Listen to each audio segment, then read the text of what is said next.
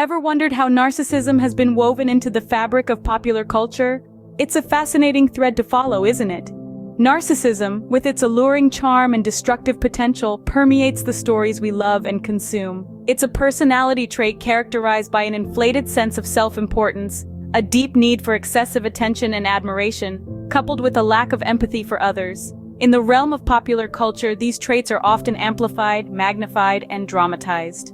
Our screens are filled with these characters, their narcissism either glorified as a symbol of power and success, or demonized as the root of their downfall.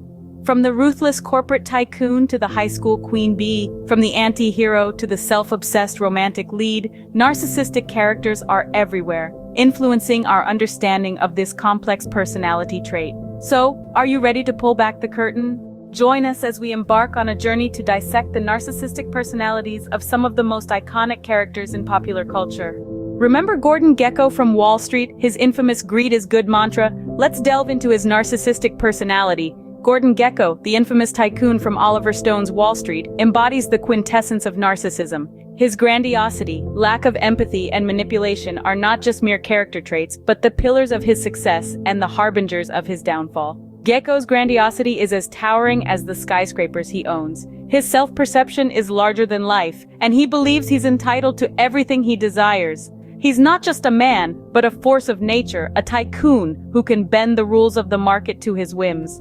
His motto, "Greed is good," echoes his elevated self-view.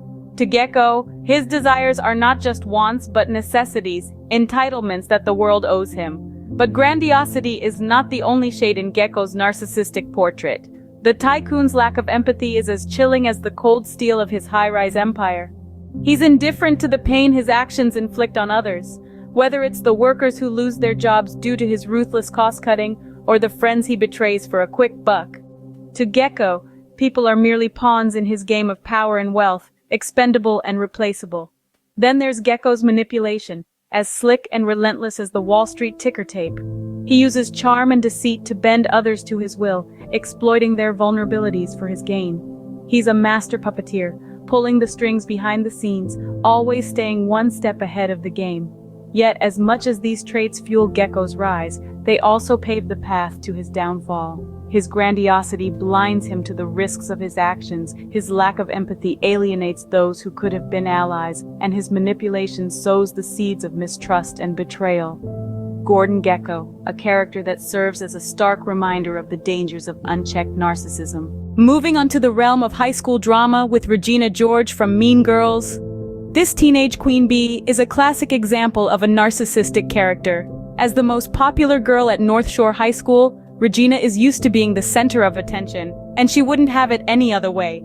Regina's narcissism is evident in her constant need for admiration. She thrives on the adoration of her followers, known as the plastics, and she goes to great lengths to maintain her spot at the top of the social hierarchy.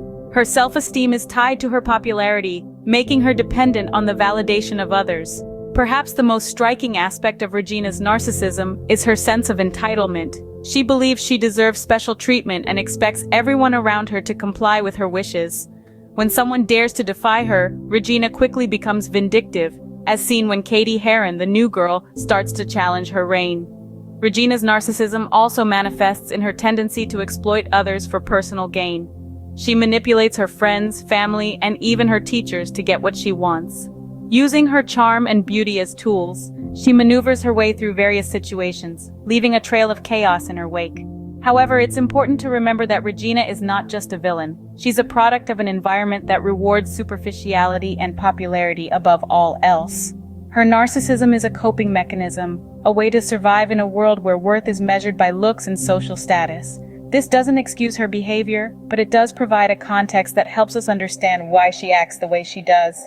By examining characters like Regina George, we can gain a deeper understanding of narcissism and its effects.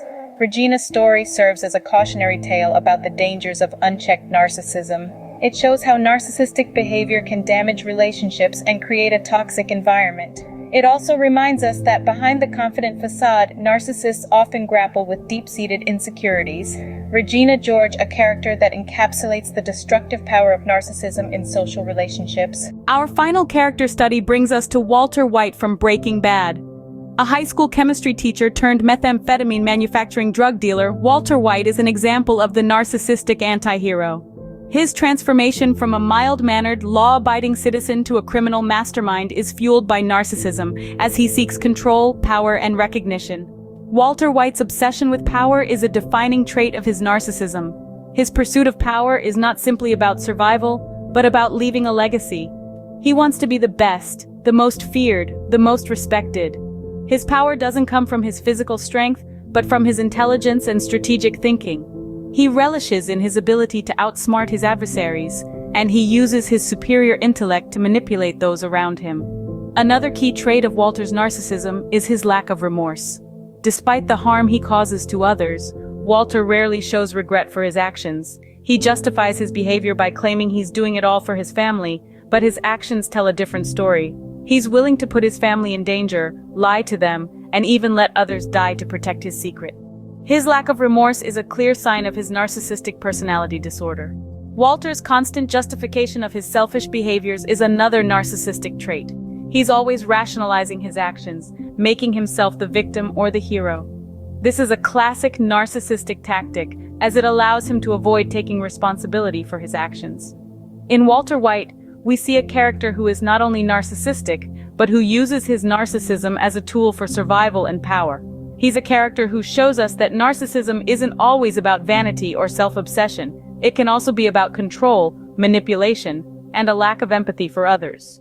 Walter White, a character that showcases the insidious nature of narcissism.